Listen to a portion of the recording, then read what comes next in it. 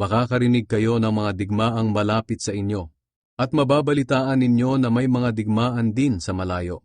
Ngunit huwag kayo matakot.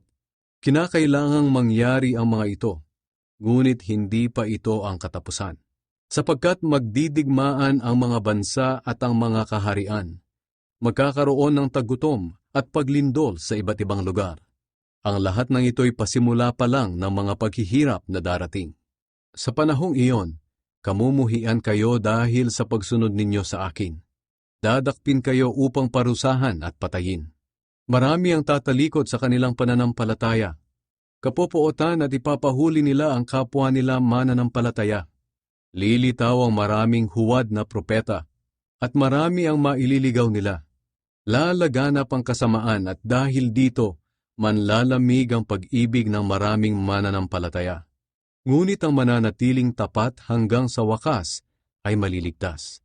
Ipangangaral sa buong mundo ang magandang balita tungkol sa paghahari ng Diyos upang malaman ito ng lahat ng tao at saka darating ang katapusan.